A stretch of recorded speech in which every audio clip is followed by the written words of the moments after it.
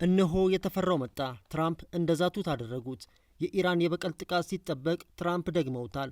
ሌላ ዙር የኒውክሌር ድብደባ ኢራን ላይ ፈጽመዋል። በቱቢ ዋሻ ደርማሽ ቦምብ የኢራንን የሚሳኤል ማከማቻ ዳግም ደብድበውታል። በትናንትናው ዕለት በይፋ አሜሪካን የኢራንን ኒውክሌር ጣቢያዎች መደብደቧ ይታወቃል። ይህን ጥቃት ተከትሎ ታዲያ የኢራን የበቀል ጥቃት ሲጠበቅ ነበር። ሆኖም ግን በዛሬው ዕለት ከጥቂት ሰዓታት በፊት ትራምፕ ዳግም የኢራንን ኒውክሌር ጣቢያ ደብድበውታል። ይህ መሆኑ ታዲያ ራሽያን አስደንግጧታል። ፑቲን ሊቀላቀሉም ከጫፍ ደርሰዋል። የቀድሞው የሩሲያ ጠቅላይ ሚኒስትር ሜድቬዴቭ በበኩላቸው እዛም ቤት እሳት አለ፣ ለኢራን ኒውክሌር ሊሰጡ የሚችላት ሀገራት ሊኖሩ ይችላሉ ሲሉ አስጠንቅቀዋል። አሜሪካ ከሁለተኛው ዓለም ጦርነት በኋላ 12ኛ ጦርነቷን በኢራን እያደረገች ነው። ትራምፕ የጆርጅ ቡሽና የባራክ ኦባማን ስህተት ደግመውት ወደ ቴሄራን ዘምተዋል። የኢራኑ ዘመቻ ግን እንደ ኢራቁና አፍጋኒስታኑ ዘመቻ ሁሉ ቀላል እንደማይሆን ተገምቷል። ሆኖም ትራምፕ አሁን አደገኛ ድብደባዎችን በኢራን ኒውክሌር ጣቢያና በሚሳኤል ማከማቻዎች ላይ መፈጸማቸውን ቀጥለዋል። የኢራን ግዙፍ የሚሳኤል ማከማቻ ከሰዓታት በፊት በክላስተር ቦምብ ድብደባ ተፈጽሞበታል። 4 ቢ2 ስፕሪት የተሰኙ ረቂቅ ቦምብ ጣይ አውሮፕላኖች የኢራንን የአየር መከላከያ ጥሰው በመግባት በደርዘን የሚቆጠሩ ባለ 2000 ፓውንድ ባንከር በስተር ቦምቦችን በኢራን አብዮታዊ ዘብ የከርሰ ምድር እዝ ማዕከላት፣ የጦር መሳሪያ ግምጃ ቤቶችና ሚሳኤል ማምረቻ ተቋማት ላይ አርከፍክፈዋል። ወዲህ ደግሞ የአሜሪካ እግረኛ ጦር ወደ ኢራን እንዲገባ ሲወሰን፣ እስራኤል በበኩሏ ቀጣዩን የአያቶላህን ተተኪ እገድላለሁ ስትል ዝታለች። ኢራን የምትተማመንበት ሚሳኤል የክላስተር ቦምብ ሰለባ ሆኗል። ጥቃቱ ከሰዓታት በፊት የተፈጸመ እንደሆነ ጀሩሳሌም ፖስት ዘግበዋል። ዘገባው እንዳለው 4 ቢ2 ስፕሪት የተሰኙ ረቂቅ ቦምብ ጣይ አውሮፕላኖች የኢራንን የአየር መከላከያ ጥሰው በመግባት በደርዘን የሚቆጠሩ ባለ 2000 ፓውንድ ባንከር በስተር ቦምቦችን በኢራን አብዮታዊ ዘብ አይአርጂሲ የከርሰ ምድር እዝ ማዕከላት፣ የጦር መሳሪያ ግምጃ ቤቶችና ሚሳኤል ማምረቻ ተቋማት ላይ አርከፍክፈዋል። እያንዳንዱ ቢ2 አውሮፕላን 40,000 ፓውንድ የሚመዝን የሚሳኤልና የቦምብ ጭነት የመሸከም አቅም ያለው ሲሆን በአጠቃላይ 4ቱ አውሮፕላኖች 160,000 ፓውንድ የሚመዝኑ በዘመናዊ ቴክኖሎጂ የታገዙ ቦምቦችን በኢራን እጅግ ዘመናዊና ጥብቅ ጥበቃ በሚደረግለት የአየር ክልል ውስጥ በመግባት በአንድ ጊዜ ጥቃቱን ፈጽመው ወጥተዋል። ቦምቡ ቢ2 በተባለው ስውር ቦምብ ጣይ አውሮፕላን አማካኝነት ከ12000 እስከ 15000 ሜትር ከፍታ ላይ የተጣለ ሲሆን ያለው ክብደትና የመሬት ስበት የሚያርፍበት ቦታ ላይ ውድመት እንዲያስከትል ያደርጉታል። የተቀመጠለትን ኢላማ እንደማይስት የሚነገርለት ምሽግ ደርማሹ ቦምብ በውስጡ በተገጠመለት ጂፒኤስ በመጠቀም ነው ጥቃቱን የሚያደርሰው። በዚህም ከተጣለ በኋላ ምንም አይነት የኢላማ ለውጥ ወይም ቁጥጥር ማድረግ አይቻልም። የእያንዳንዱ ዋጋ ከ3.5 እስከ 4 ሚሊዮን ዶላር እንደሚደርስም ተመልክቷል። ይህንን ግዙፍ ቦምብ መሸከም የሚችለው ቢ2 ስውር ቦምብ ጣይ አውሮፕላን በያዘው ቅርጽ ምክንያት በተለይም በጸረ አውሮፕላን አነፍናፊ መሳሪያ ወፍ ወይም በራሪ መስሎ መታየት ያስችለዋል። በዚህም በኢላማ ማክሸፊያ እንዳይመታ እንደሚያደርገውም ይነገራል። በተጨማሪ ትክክለኛ ያልሆነ የራዳር መረጃ የሚያቀብል የኤሌክትሮኒክስ ቴክኒክ ያለው ነው። ሌላው አሜሪካ የተጠቀመችው ከ1600 ኪሎ ሜትር ላይ መወንጨፍ የሚችሉት የቶም ሃውክ ክሩዝ ሚሳኤሎች ናቸው። ከሰርጓጅ መርከብ ላይ የተነሱት ሚሳኤሎች ከምድር በታች ያልሆነ ማለትም በምድር ላይ ያለ ኢላማን ለማጥቃት የሚውሉ ናቸው። ይህ በእንዲህ እንዳለ የኢራን ጠቅላይ መሪ የአያቶላህ አሊ ሀሚኒ የቀብር ስነ ስርዓት ዛሬ መከናወን የሚጀምር ሲሆን የሚተካቸው አዲስ መሪ ግብአተ መሬታቸውን ተከትሎ ይፋ እንደሚደረግ የአገሪቱ መንግስት መገናኛ ብዙሃን ዘግበዋል። ምርጫውን የሚያከናውነው ምክር ቤት ጽህፈት ቤቶች ጥቃት እንደተፈጸመባቸው ሲዘገብ፣ እስራኤልም ለደህንነቷ ስጋት ሆኖ የሚቀጥል መሪ ከተመረጠ እርምጃ እንደምትወስድ አስታውቃለች። የጠቅላይ መሪው የቀብር ስነ ስርዓት 3 ቀናትን እንደሚወስድና ከቀብሩ በኋላም የኢስላማዊ ሪፐብሊኩ መሪ የሚሰይሙት መንፈሳዊና ፖለቲካዊ ስልጣን ያላቸው መሪዎች በአካል ተሰብስበው ምርጫውን እንደሚያከናውኑ ፋርስ የተባለው የዜና ወኪል ምንጮችን ጠቅሶ ዘግበዋል። ምርጫውን የሚያካሂደው ምክር ቤት አባላት ለአሜሪካና ለእስራኤል እንዳይጋለጡ አስፈላጊ የሆነው የደህንነት ጥበቃ እርምጃዎች በከፍተኛ ደረጃ መውሰዱን ዘገባዎች እየጠቆሙ ነው። ነገር ግን ቆም በምትባለው ከተማ የሚገኘው የከፍተኛ ባለስልጣናቱ ጉባኤ አባላት ጽህፈት ቤት ማክሰኞ እንዲሁም ቴሄራን ውስጥ ስብሰባ የሚያደርጉበት ቦታ ዛሬ በእስራኤልና በአሜሪካ ጥቃት እንደተፈጸመበት ቢቢሲ ፐርሺያ ዘግቧል። የአያቶላ ሄሜኒ ቀብር በትክክል የት እንደሚካሄድ እስካሁን ያልተገለጸ ሲሆን የኢራን መገናኛ ብዙሃን ግን ማሻድ በምትባለው ከተማ ውስጥ 8ኛው የሺአ ኢማም የእምነት ስፍራ ሊሆን እንደሚችል እየዘገቡ ነው።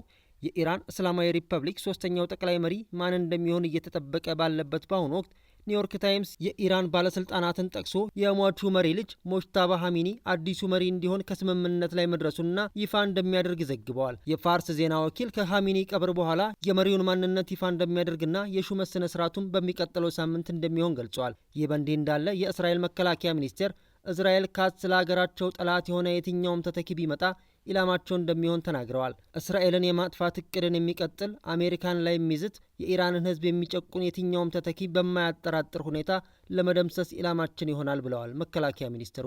ኢራን ብቻዋን ነች፣ አሜሪካ ደግሞ ረዳት አያስፈልጋትም። ሩሲያና ቻይና የቱን ያክል የኢራንን ህመም ቢጋሩላትም አሜሪካ ላይ አንዲት ጥይት መተኮስ አይችሉም።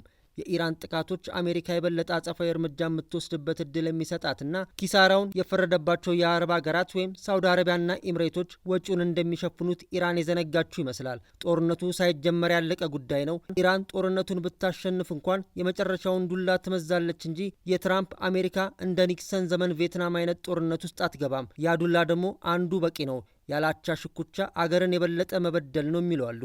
ከቅርብ ዓመታት ወዲህ የእስራኤል ጦርነት ስትራቴጂ ተለውጧል። የጠላቶቿን መሪዎች አሳዶ መነጠል ነው። ይህ ደግሞ በደንብ እየሰራላት ነው። ኢራን እላይዋ ላይ ተፈጽሞ አልገባትም። በዚህ ጦርነት እንኳን ከአያቶላ ሀይሜኒ ጀምሮ ከ20 በላይ ቁልፍ ሰዎችን ያጣችው ኢራን የግብ ግቡ ፍጻሜ እንዴት እንደሚጠናቀቅ እንኳን ግንዛቤው የላትም ብለው የሚተቿት ጥቂት አይደሉም። ብሔራዊ ክብሯን ሳትላተም መጠበቅ ትችል ነበር የሚሉት እነዚህ አስተያየት ሰጪዎች ድርድሩ ችግሩን ከጦር ሜዳ ወደ ክብ ጠረጴዛ የማምጣት ጥበብ ነው፣ መሸነፍ ማለት አይደለም በማለት ይናገራሉ። ኢራን ግን አልፈለገችውም። አሁን ህዝቡ ዋጋ ይከፍላል። ከዚህ በኋላ አሜሪካና እስራኤል ኢራን ላይ የመንግስት ለውጥ ካላደረጉ ጦርነቱን አያቆሙትም። የገጠመቻቸውን ጠላቶች በትክክል የተረዳቻቸውና ከጎረቤቷ ኢራቅ የተማረች አይመስልም። ግትርነት መሰበርን ያስከትላል ሲሉም ኢራን ከአቋሟ ዘንበል እንድትል እየጠየቁ ነው። በዓለም ላይ በኢራንና በእስራኤል መካከል ያለውን ጠላትነት ያህል የመረረና የከረረ ግንኙነት ያላቸው ሀገራት የሉም ቢባል ማጋነን አይሆንም። በዚህም የተነሳ ሁለቱ ሀገራት በቀጥታና በእጅ አዙር አንዳቸው ሌላኛውን ለመጉዳት ሲጥሩ ቆይተዋል። የኢራን መሪዎች ጠላት የሚሏት እስራኤል ከምድረ ገጽ እንድትጠፋ እንደሚሹ በይፋ ከመናገር አልፈው በቅርበት ሰላም የሚነሷትን ቡድኖች ሲደግፉ ቆይተዋል። የእስራኤል ፖለቲከኞችም እንደ ዋነኛ ስጋት የሚመለከቷት ኢራን ሳትቀድማቸው ለመቅደም በሚል ባገኙት አጋጣሚ ሁሉ ጥቃት ይፈጽሙባታል። እስራኤል ቁልፍ የምትላቸው የኢራን ወታደራዊ ኢላማዎችን፣ ባለስልጣናትና ሳይንቲስቶችን አድብታ ስታጠቃ፣ ኢራን ደግሞ በእስራኤል ዙሪያ በሚገኙ ሀገራት ውስጥ ያሉ ታጣቂ ቡድኖችን በመደገፍ ሰላም ስትነሳት ቆይታለች። ከነዚህም መካከል የፍልስጤሙ ሐማስ፣ የሊባኖሱ ሂዝቦላ፣ የየመኑ ሁቲ ቡድኖች በኢራን እየተደገፉ ጥቃቶችን በእስራኤል ላይ የሚፈጽሙ ናቸው። በተለያዩ ሀገራት ውስጥ የሚገኙ ታጣቂ ቡድኖች የገንዘብ የስልጣንና የትጥቅ ድጋፎችን ከኢራን እንደሚያገኙ ይነገራል።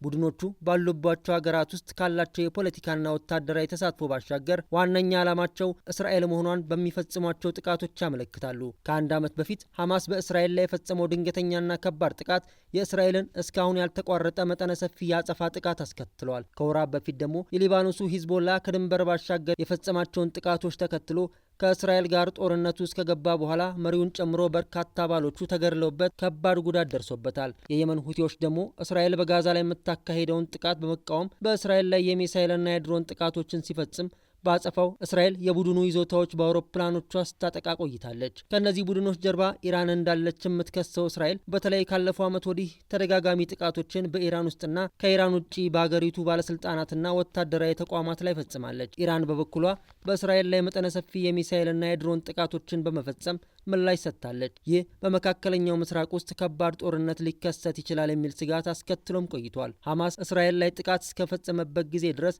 ኢራን በምትደግፋቸው ቡድኖች እስራኤልን ስታጠቃ፣ እስራኤል ደግሞ ከኢራን ጋር የሚገኙ ኢላማዎችን ስትመታ በቀጥታ ከመጋጨት ተቆጥበውም ነበር። ከቅርብ ጊዜ ወዲህ ግን ሁለቱ ሀገራት ለረጅም ጊዜ በእጅ አዙር ሲያደርጉ የነበረውን ፍልሚያ ወደ ቀጥተኛ ጥቃት ተሸጋግሯል። የአይአይኤስኤስ አሃዞች እንደሚያመላክቱት እስራኤል ለውጊያ ዝግጁ የሆኑ 340 ወታደራዊ አውሮፕላኖች ሲኖሯት ይህም ኢላማ የለዩ ጥቃቶችን የመፈጸም ብቃት ይሰጣታል። ካሏት የጦር ጀቶች መካከልም ረዥም ርቀት ተጉዘው ጥቃት የሚፈጽሙት ኤፍ-15 አውሮፕላኖች፣ እጅግ ዘመናዎቹ ኤፍ-35 አውሮፕላኖች ደግሞ ከራዳር እይታ ውጭ የሚጓዙ ሲሆኑ ፈጣን አጥቂ ሄሊኮፕተሮችም አሏት። ኢራን ደግሞ 320 የሚደርሱ የውጊያ ብቃት ያላቸው አውሮፕላኖች ባለቤት ናት። ጄቶቿ የ1960ዎቹ ስሪቶችን ጨምሮ ኤፍ4፣ ኤፍ5 እና ኤፍ14 የጦር አውሮፕላኖች እንዳሏት አይአይኤስኤስ ገልጿል። የኦስሎ የሰላም ጥናት ተቋሙ ኒኮላስ ማርሽ እንደሚሉት ኢራን ካሏት አሮጌ የጦር አውሮፕላኖች መካከል ምን ያህሉ መብረር እንደሚችሉ ማወቅ አስቸጋሪ ነው።